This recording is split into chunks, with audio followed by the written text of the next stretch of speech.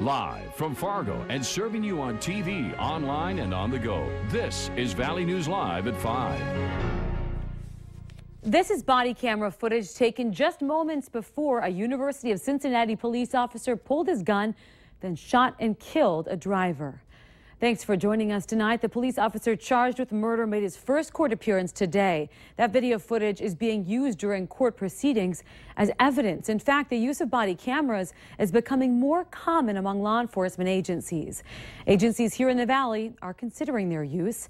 Valley News Team's Bradford Eric talked with the Clay County authorities, who say that they're not recording until the state makes up its mind. You see the blue and red flashing behind you. Pull over and smile. You're on camera. We currently have video recorders in our squad cars as well as microphones on our officers. But you won't be on police body camera if you're in Moorhead, yet. Lieutenant Tori Jacobson with Moorhead Police says they're waiting for state lawmakers to make clear what video is public and what is protected under the law. If all of that video coverage is something that's deemed classified as public, then it could be released and could compromise classifications of private information. So I don't know if you would want a video of your apartment or your house or your mom's house or your grandma's house to be able to be seen by anybody that makes the request. No, I would not be comfortable. Yeah, and that's something that we have to weigh. The same rings true for Greater Clay County. Lieutenant Stephen Lansom says the sheriff's office is also waiting for the question to be answered in St. Paul. But it's not just a red and blue issue. It deals with a lot of green, too. Our other issue is the storage of this data. The servers and stuff that would be needed for the storage of them is awfully expensive. Lieutenant Lansom says, sure, they've looked at the equipment, but it's just not happening yet. Meanwhile, in Hawley, they've got a few cameras for officers, but officials there say they're not deploying them yet, and it will be up to the new chief of police to set the policies for them. Bradford Eric, Valley News Live. On the North Dakota side of the Red River, Grand Forks police already have the body camera equipment. The Fargo Police and Cass County Sheriff's Departments have also researched the devices. West Fargo police say that they won't be getting the equipment anytime soon. It has been 1 year since Mendota Heights police officer Scott Patrick died after pulling over a convicted drug dealer. Brian Finch is serving life in prison without parole for shooting the officer. Patrick was a 19-year veteran of the force and father of 2 teenage daughters. Today, a section of Dodd Road that cuts through Mendota Heights and stretches into West St. Paul has been renamed the Officer Scott Patrick Memorial Highway. Later tonight, family members, friends, and fellow officers will gather for a candlelight vigil. Well, to our weather, we have a beautiful summer day out there. Just look at it. Although it's still a little windy, it's far less so than yesterday. But let's check in with meteorologist Robert Hahn to get the latest. Robert? Yeah, about the only thing we have had to deal with are those winds that you've mentioned. Still on the breezy side out there, and we'll see some breezy conditions over the next few hours before they slowly subside, becoming rather light as we head through the overnight hours. Lots of sunshine out there, and again, the breezy conditions, winds still gusting as high as 28 miles per hour in Fargo, also 28 miles per hour in Bemidji, 31 miles per hour up in the Devil's Lake area. Temperature-wise, it's been very nice. Upper 70s and some 80s. 83 degrees here in Fargo, 82 Grand Forks, Wahpeton, and Valley City, 81 Wadena, Fergus Falls, Jamestown, and in Devil's Lake. Mostly clear skies, and we'll see that as we head through the overnight hours, along with subsiding winds.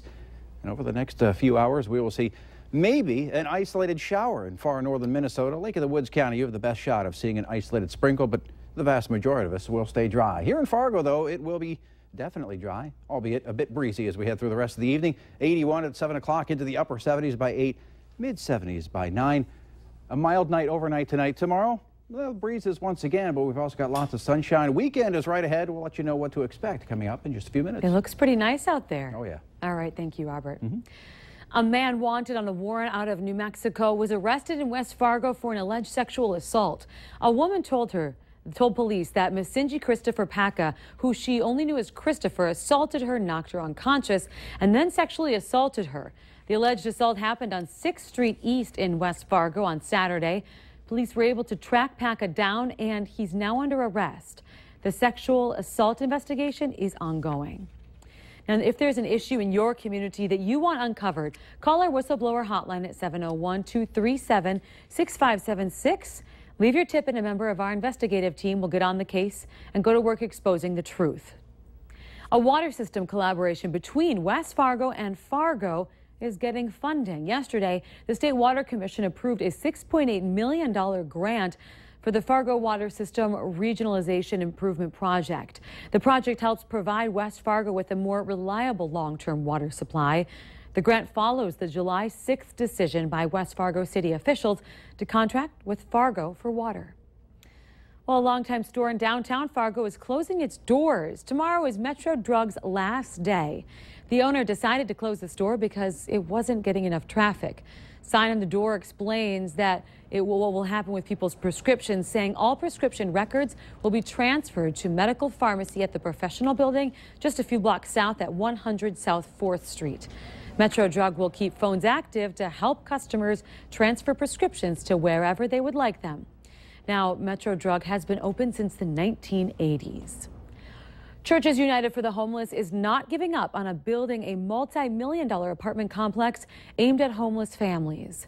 Now, their first application for a grant to help pay for it was turned down last fall, but they're asking again the Minnesota Housing Finance Agency for a loan of about $8.5 million. Churches wants to build the 43-unit complex on 10 acres that it owns north of Cashwise in Moorhead. Board President Dara Lee says they've just completed the 1,000-page application. Lee says the shelter's full, and they're using just about every bit of space that they have in the building to provide shelters to those who need it. And she says the situation's not getting any better. There was a tremendous need when we applied last year, and we've only seen that need growing, especially with families with children. For the first time in its history, Churches United has had to do significant turnaways of families with small children. Lee says she's aware of the opposition that developed last time regarding this project, but she says they're doing everything they can to address community concerns.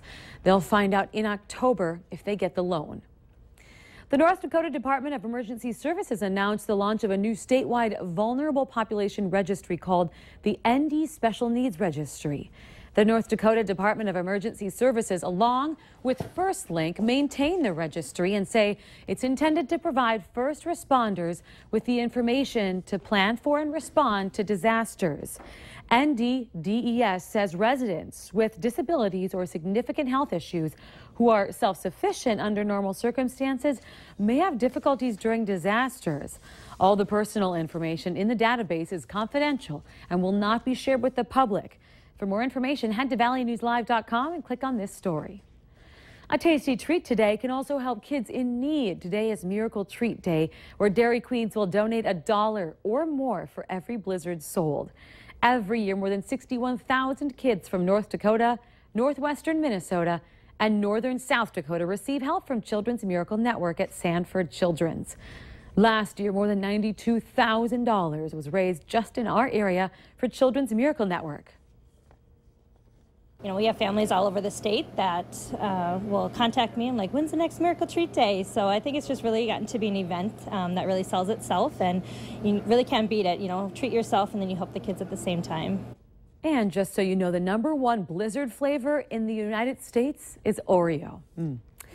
After concern over the West Nile virus, Grand Forks and East Grand Forks have scheduled a citywide mosquito spraying tonight. Spraying is set to start at 9 p.m. going through 1 a.m. People are advised to bring their pets in and stay indoors during this spraying. They're also urged to take extra precautions to avoid getting bitten. The health department recommends that people use insect repellent that contains DEET. Limit outdoor activities between dusk and dawn when mosquitoes are most active. Wear long pants and long sleeve shirts when possible, and eliminate standing water around homes. They're called Sauna Pants. Take a look at these, and they're exactly what they sound like. You may have seen them on TV. This is what they look like. Apparently, they can help you lose weight. Now, you put them on, apparently, plug them into the wall like Nicole's doing here, and they heat up. Valley News Team's Nicole Johnson has a personal trainer try them out for a week and gives us the lowdown. Catch that story tonight on Valley News Live, 10 at 10. Still ahead tonight.